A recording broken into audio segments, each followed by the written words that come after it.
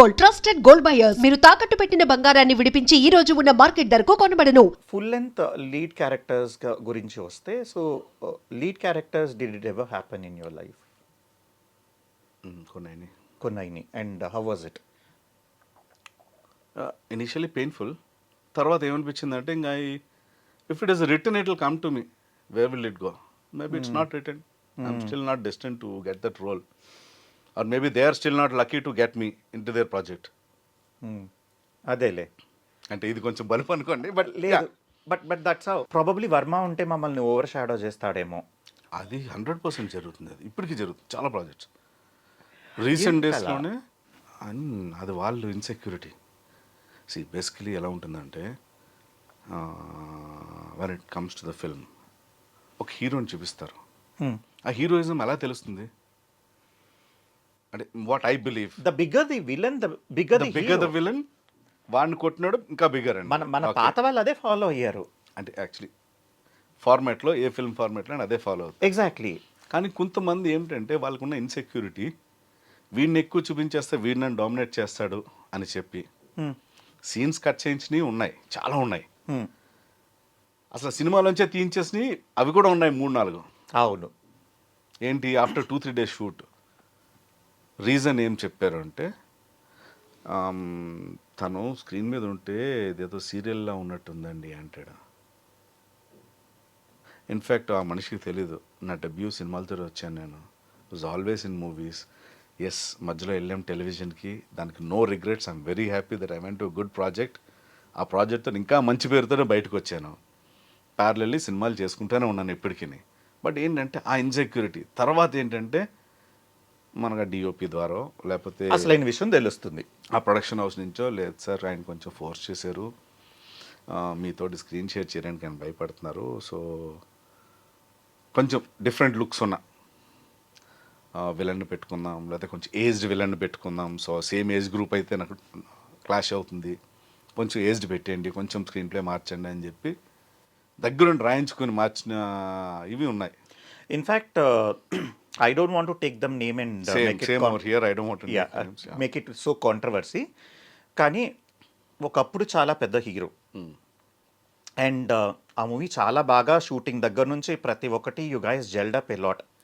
I was very happy. Okay, మనవాడు ఒక మంచి టీంలో పడ్డాడు, ఇది చాలా బాగా అవుతుంది అనేసి. కట్ చేస్తే you did not tell me, and after the movie release that's when you have revealed me the reality. I said what is this, నువ్వు ఎక్కడా అని అంటే అప్పుడు నువ్వు చెప్పావు కి ఇలా దగ్గరుండి కట్ చేయించారని. ఆయన స్టేచర్కి ఆయన చాలా సినిమాలు చేశారు. He was a proven hero. Yes, exactly. In spite of that అసలు నీ క్యారెక్టర్ కట్ చేయటం అంటే చెప్పితే ఇది జనాలు నమ్మరు, టు బి రియలీ ఫ్రాంక్ నమ్మరు. But I travel with you, I know this. చాలాసార్లు నేను అన్నాను this we should talk about it అనేసి, ఎందుకంటే by the time I was in media and all that stuff. You said shut up, you don't make any controversy అన్నా. Now we're grown enough and we have travelled enough. At least name తీసుకోకుండా మనం definitely మాట్లాడచ్చు.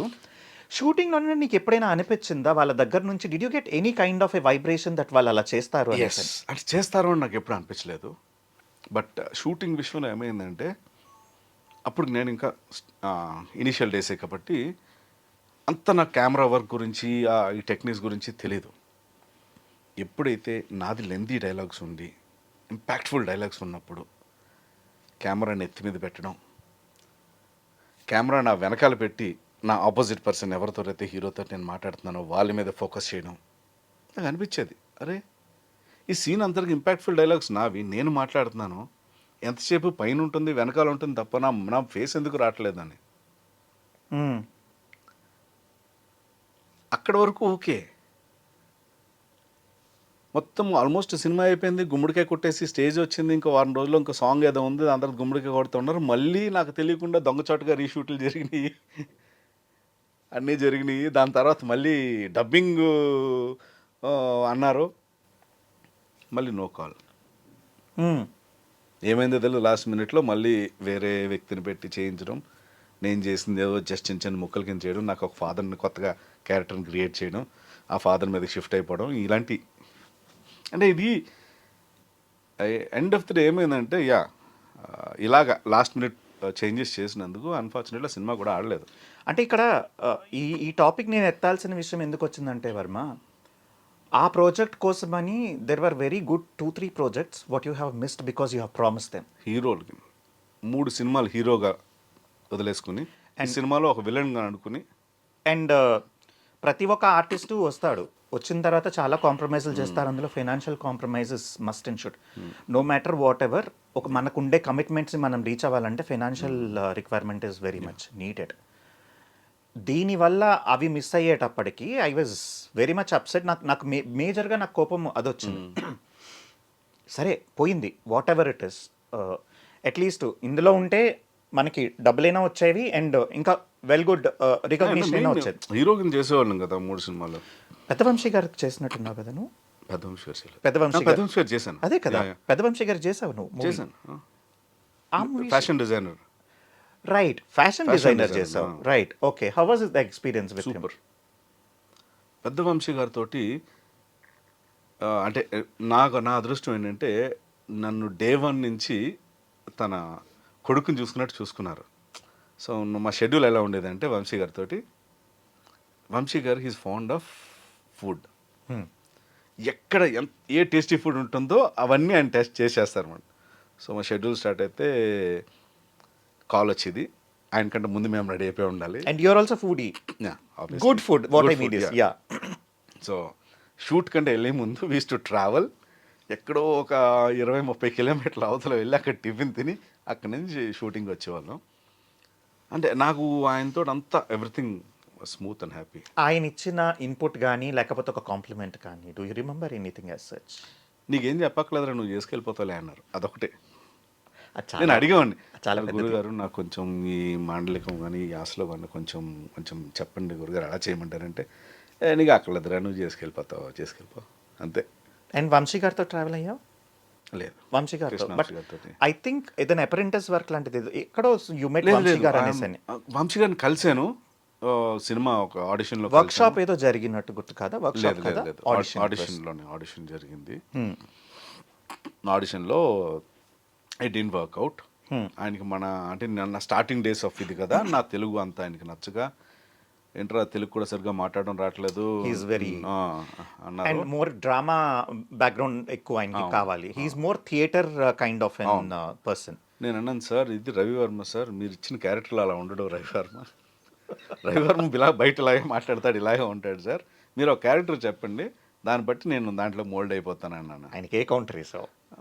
అంటే work out అవ్వలేదు మాకు, cinema కంప్లీట్గా work out అవ్వలేదు.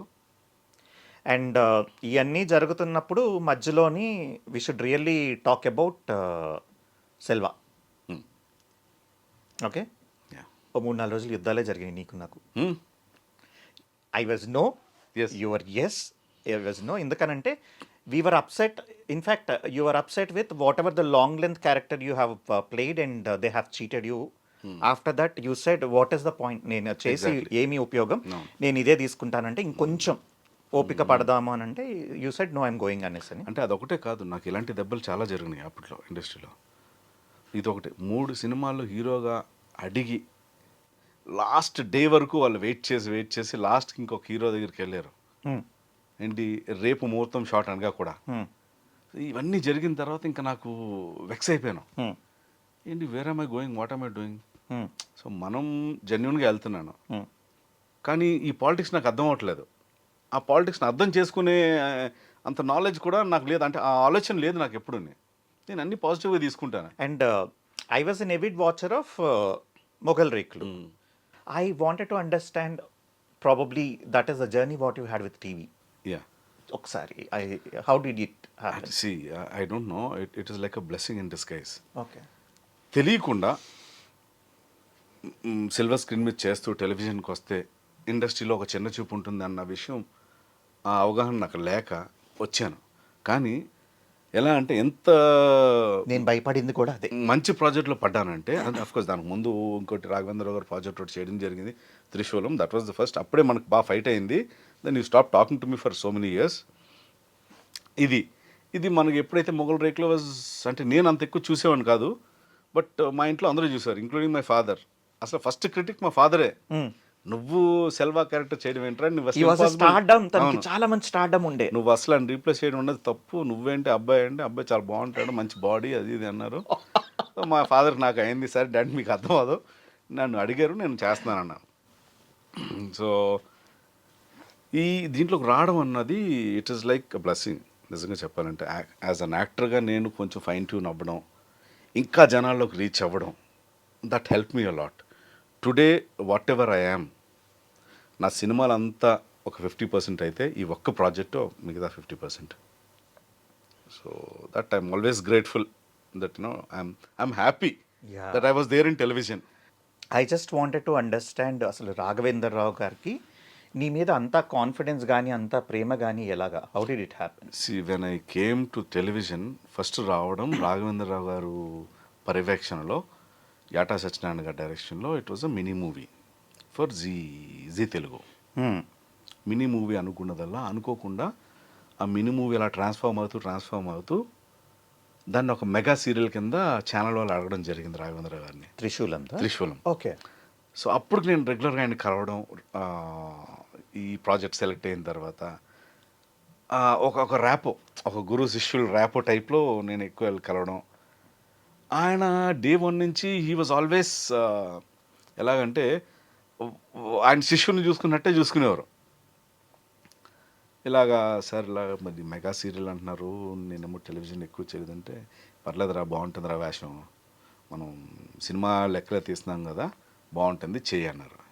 ఇంకా అంత పెద్ద ఆయన ప్రాజెక్టు నన్ను చేయమని నాకు ఇచ్చిన ఆఫర్ని నేను రిజెక్ట్ చేయడం కూడా మనకి తప్పు అనిపించింది అప్పట్లో. So I got in to television. ఆయన ఓకే చెప్పేసిన తర్వాత I started discussing with my friends. ప్రతి ఒక్కడు తిట్టాడు, ఆబ్వియస్లీ సినిమాల నుంచి టెలివిజన్కి ఎందుకు వెళ్తావురా, వద్దు అని. బట్ ఏంటంటే నేను మాట ఇచ్చేసాను, అండ్ నాకు more than my career and all నేను ఇచ్చిన మాట ఇంపార్టెంట్. ప్లస్ పెద్ద ఆయన రాఘవేంద్రరావు గారు. So that's how I got in to it. So ఆయన ఈ ప్రాసెస్లో ఎక్కువ నవి ఎపిసోడ్స్ ఎడిటింగ్ అయిన తర్వాత అన్నీ చూస్తూ ఉంటారు కదా. ఎప్పుడో ఒకరోజు అన్నారు, రే ఒకరోజు నువ్వు మన ఆఫీస్కి రా అన్నారు. వెళ్ళాను. వెళ్తే సడన్గా కృష్ణుడి వేషం. అవును. మొత్తం కొంచెం లైట్గా ఐబ్రో షేప్ చేశారు, మొత్తం బాడీ మన హెయిర్ అంతా షేప్ చేసి, అన్నిటికంటే ముందు అన్ని పెట్టుకున్నావు, మీసం ఎందుకు తీయించలే, ముందు మీసం తీయించుకున్నా. సార్ లేదు సార్ నాకు సినిమా షూటింగ్ ఉంది సార్ అంటే, నిన్ను నాకు కృష్ణుడి ముందు ఎలా కనిపిస్తారా అన్నారు. లేదు సార్ నాకు షూటింగ్ ఉంది సార్, రేపే ఉంది, ఏం పర్లేదు ఆర్టిఫిషియల్ మీసం పెట్టుకో అన్నారు. అయినా సరే ఆ రోజు బతిమాలుకుని మంగళవారం మంగళ షాప్ కోసం ఎత్తుక్కుంటా తిరిగాం, క్లోజ్డ్. ఓ యా అవును కదా, ఇది నాకు అసలు గుర్తులేదు. అవునవును మంగళవారం అది. ఆ రోజు ఆయన థీమ్ అన్నది ఒక్క మంగళ షాప్ లేదు, మొత్తం అంతా తిరిగి ఫైనల్గా అదేదో ఇంత చిన్న బడ్డీ కొట్టు ఉంటే అక్కడ వెళ్ళి చేయించుకుని వచ్చాం. అక్కడ స్టార్ట్ అయ్యింది. ఆల్మోస్ట్ ఆయన మైథలాజికల్ ఏం చేసినా సరే అడాప్టేషన్ నాకు జరిగేది. ఎస్. కానీ అన్ఫార్చునేట్లీ ప్రాజెక్ట్లో చేయలేకపోయామండి. సినిమాల్లోకి వచ్చేటప్పుడు టెలివిజన్లో చాలా చేసాం, ఆయన పర్యవేక్షణలో చాలా చేసాం. సినిమాలకు వచ్చేటప్పుడు ఇంకో ఎందుకు మన షిర్డీ సాయిబాబా అది సినిమా చేస్తున్నప్పుడు ఒక క్యారెక్టర్కి పర్టికులర్గా గెటప్ వేయించి ఇదంతా గీసేయాలరా అది అని చెప్పి కూడా చేయించారు. నాకేమో కమిట్మెంట్స్ ఆల్రెడీ హాఫ్ కమిట్ అయిపోయింది సినిమా. ఫస్ట్ నుంచి కమిట్ అయ్యేదైతే విగ్ ఏదో పెట్టుకొని చేసేయచ్చు, సగం కమిట్ అయిపోయిన సినిమా చేయడానికి లేదు. ఆయనేమో ఎలా పిలుస్తారంటే రేపు మార్నింగ్ షూటింగ్ ఉంటే ఈరోజు పిలిచేవారు. అవును. పిలిచి అప్పుడు గెటప్ వేయించి రేపు నేను చేసుకోరాని వారు. ఆయన బాగా సింపుల్గా చెప్పి వెళ్ళిపోతారు పెద్ద. మనం ఏమో కొట్టుకుని చచ్చేవాళ్ళం, ఈ షూటింగ్ కాదంటే మళ్ళీ వీళ్ళ దగ్గర గొడవ. సో అది చేయలేకపోయాను. And for more videos, Please subscribe to iDream. Please subscribe to iDream. Please subscribe iDreams. And please subscribe to iDream. For more videos, subscribe to iDream. please like, share and subscribe to the channel. Congratulations, iDream. Subscribe to iDream. Subscribe to iDream. So subscribe to iDream Media. iDream team andarki huge congratulations. Please subscribe iDream Media. Please subscribe to iDream. Subscribe iDream. Please subscribe to iDream. iDream అంటే నా కళల ఛానల్ను subscribe చేసుకున్న నోరు తిరుగుతలేదు, మీరైతే గంట గుర్తు కొట్టండి. For more such videos, please subscribe to iDream. Subscribe to iDream. Please subscribe to iDream. Please subscribe iDream Media. Please do subscribe to iDream. Please subscribe to iDream Media. For best entertainment and information, please subscribe iDream. And don't forget to subscribe to iDream.